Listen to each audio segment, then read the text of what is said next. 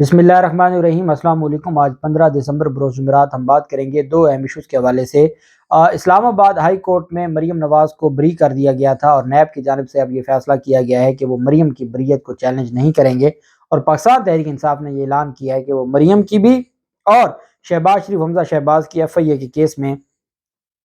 بریت کو بھی چیلنج کریں گے، اور یہ معاملہ بن کے ہاتھ سے نکل گیا ہے اور پاکستان تحریک انصاف خود اس معاملے میں آگے بڑھے گی اور عدالت کے سامنے سارے فیکٹس کو رکھے گی۔ جبکہ دوسری جانب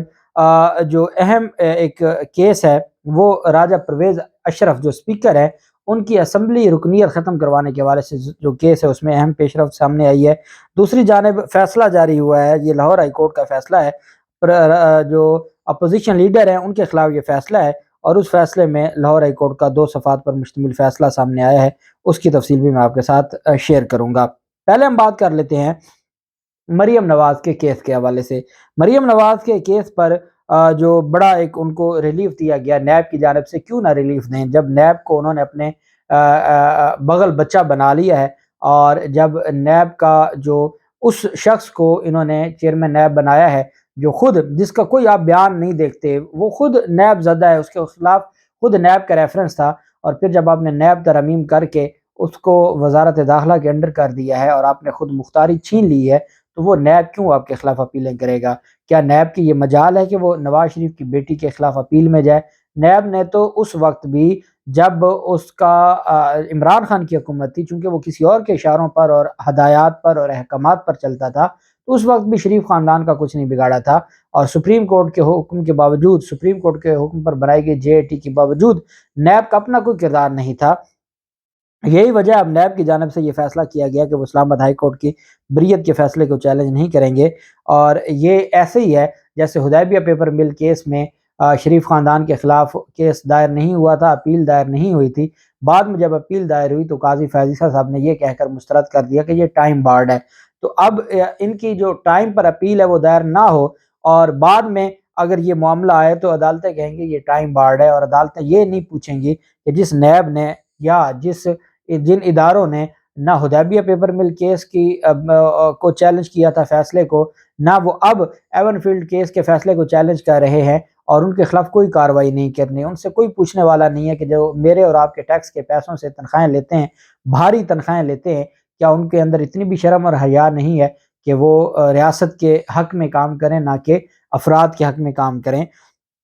ڈی جی نیب راولپنڈی فرمان اللہ نے، کیا وقت تھا منگی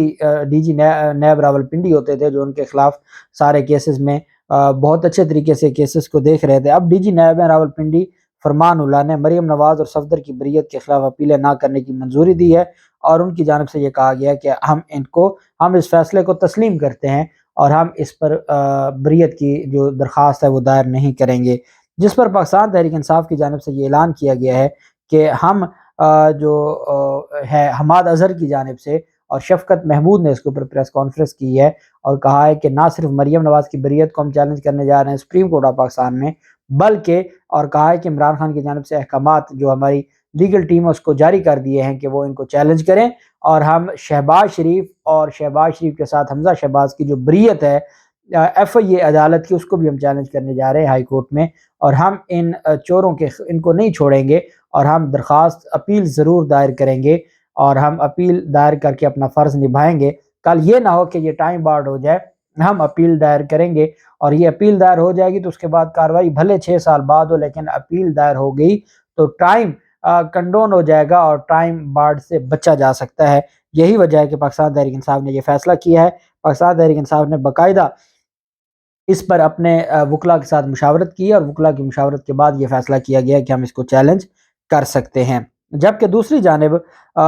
جو راجہ پرویز اشرف کا معاملہ ہے، راجہ پرویز اشرف کی اسمبلی رکنیت کے خاتمے کی درخواست دائر کی گئی تھی، اور اس میں اہم پیش رفت سامنے آئی ہے۔ اسلام آباد ہائی کورٹ میں یہ درخواست دائر کی گئی تھی جس میں کہا گیا تھا کہ پرویز اشرف کے خلاف قومی خزانے کو نقصان پہنچانے کے الزام عائد کیا گیا تھا، اور یہ کہا گیا تھا کہ وہ اسمبلی رکنیت کے اہل نہیں ہیں اور ان کو عہدے سے ہٹایا، قومی خزانے کو نقصان پہنچایا گیا تھا۔ تو اس پر اب یہ اسلام آباد ہائی کورٹ نے درخواست سماعت کے لیے مقرر کر دی ہے، اور اسلام آباد ہائی کورٹ نے چیف جسٹس عامر فاروق صاحب اس پر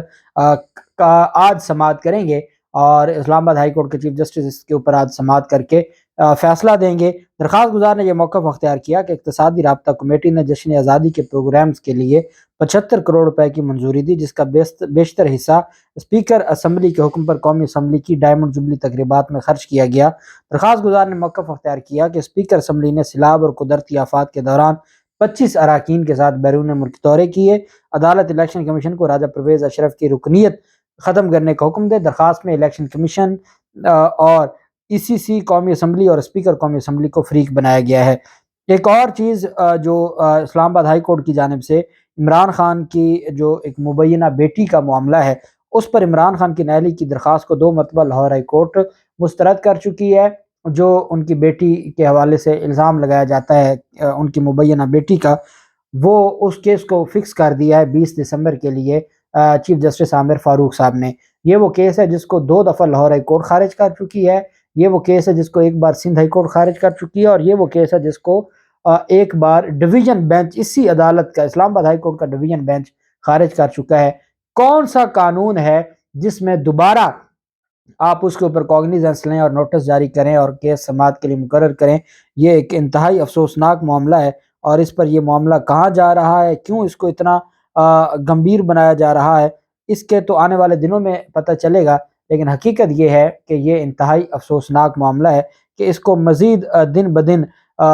گمبھیر بنایا جا رہا ہے، جو کہ قانونی طور پر میں نہیں سمجھتا کہ وہ درست ہے، یا اس قانون اس بات کی گنجائش ہے کہ آپ ایک دفعہ ایک معاملہ فائنلی ڈیسائیڈ ہو جائے تو آپ اس پر اگر کوئی نیا ڈاکومنٹ آئے تھے، اگر کوئی نئی چیز تھی تو آپ اپیل کر سکتے ہیں۔ جب ڈویژن بینچ نے کیس کو مسترد کر دیا ہے تو سنگل بینچ اس کے اوپر کیسے سماعت کر سکتا ہے؟ اور اطہر من اللہ صاحب جاتے ہوئے یہ درخواست خارج کر کے گئے، اور اس پر عامر فاروق صاحب نے پہلے اس معاملے کو اگر ملزم جو درخواست گزار ہے وہ پیش نہیں بھی ہو رہے تھے نا،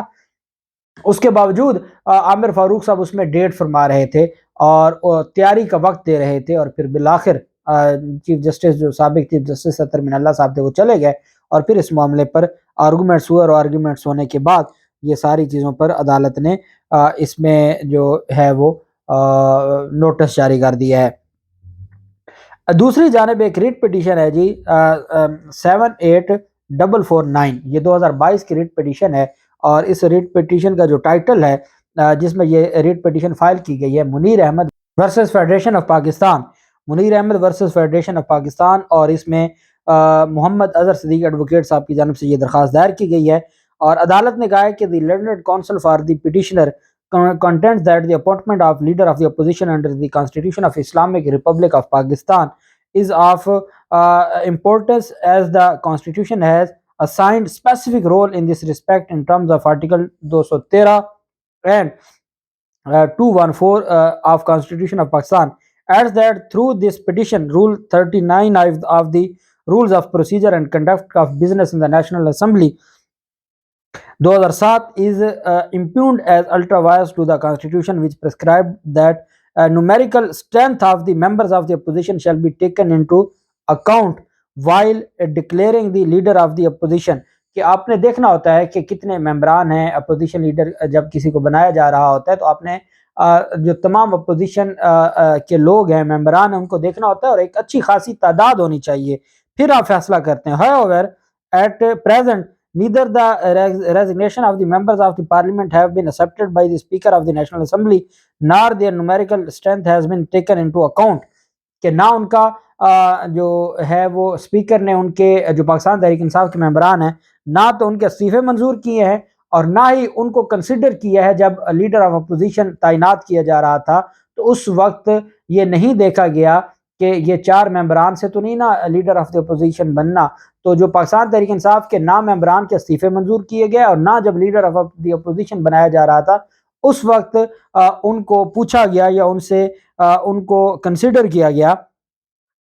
have been accepted by the Speaker of the National Assembly, nor their numerical strength has taken into account while declaring respondent number 4, Raja Riaz, as leader of the opposition, which is against the constitutional scheme regarding the declaration of the leader of the opposition. کہ وہ بالکل آئین کے مخالف جا کے انہوں نے یہ سارا کام کیا ہے۔ adds that numbers used in the rule offend the substantive provisions of the Constitution and is even otherwise uncertain and subject to multiple interpretation, which has led to subvert the substantive provisions of the constitutional. یہ آئین پاکستان کو توڑنے کے مترادف ہے کہ آپ آئین پاکستان کی جو پروویژنز ہیں آپ اس کو توڑ کر یا اس کو وائلیٹ کر کے آپ کوئی فیصلہ کرتے ہیں یا کوئی اپوائنٹمنٹ کرتے ہیں. And amended memo of the parties was also placed on record by adding some of the respondents which is taken on record. This issue has raised needs consideration. عدالت کہہ رہی ہے کہ یہ جو ایشو ہے this issue raised needs consideration, کہ یہ جو ایشو ریز کیا گیا ہے یہ اس قابل ہے کہ اس کو کنسیڈر کیا جائے اور اس پر ڈسکشن ہونی چاہیے. Let notice be issue to the respondent for